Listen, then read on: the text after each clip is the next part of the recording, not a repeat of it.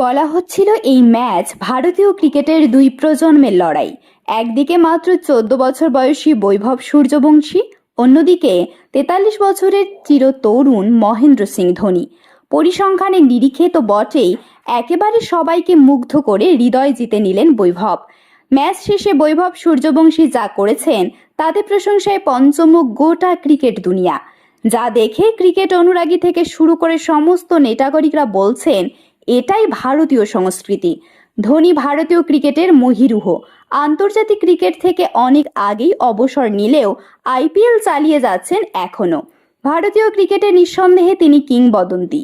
দেশবাসীকে উপহার দিয়েছেন দুটি বিশ্বকাপ। আইপিএলে আজও যার উপস্থিতিতে গ্যালারি ভরে যায় ইয়েলো আর্মিতে। অন্যদিকে ধূমকেতুর মতো উত্থান বৈভব সূর্যবংশীর।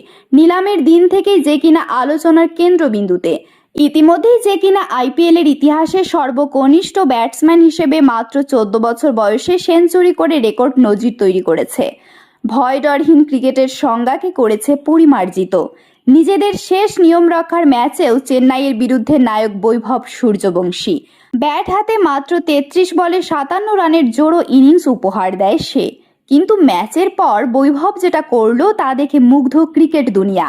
ক্রিকেটের প্রোটোকল মেনে যেখানে ম্যাচ শেষে দুই টিমের সমস্ত খেলোয়াড় একে অপরের সঙ্গে হাত মেলাচ্ছিলেন, করছিলেন সৌহার্দ্য বিনিময়, সেখানে বৈভব শুধু হাত মেলালেন না, একেবারে ধোনির পা ছুঁয়ে প্রণাম করেন বিহারের সমস্তিপুরের বৈভব। ধোনিও তার পিঠে আলতো হাত ছুঁয়ে যেন বলে দিলেন আশীর্বাদ সব সময় সঙ্গে আছে। এই দৃশ্য দেখে বৈভবকে প্রশংসায় ভরিয়ে দিচ্ছেন নেটিজেনরা। বলা হচ্ছে এটাই ভারতীয় সংস্কৃতি, বা এভাবেই গুরু দক্ষিণা দিতে হয়। এর আগে কেকেআরের কোচ চন্দ্রকান্ত পণ্ডিতকে প্রণাম করেছিল বৈভব। বিহারের প্রাক্তন অধিনায়ক আশুতোষ আমন বলেছিলেন ধোনি ঝাড়খণ্ড ক্রিকেটের জন্য যা করেছে বৈভবও ঠিক সেটাই করবে বিহারের জন্য। আর যে ছন্দে সে ব্যাট করছে তাতে ভারতীয় দলের জার্সি পাওয়াও খুব বেশি দূরে নয় বলে মনে করেছেন অনেকে। এরকম তথ্যমূলক ও অনুপ্রেরণামূলক ভিডিও পেতে আপনারা ফলো করবেন আমাদের একমাত্র ফেসবুক পেজ দ্য বংস প্রেস এবং সাবস্ক্রাইব করবেন ইউটিউব চ্যানেল দ্য বংস প্রেস।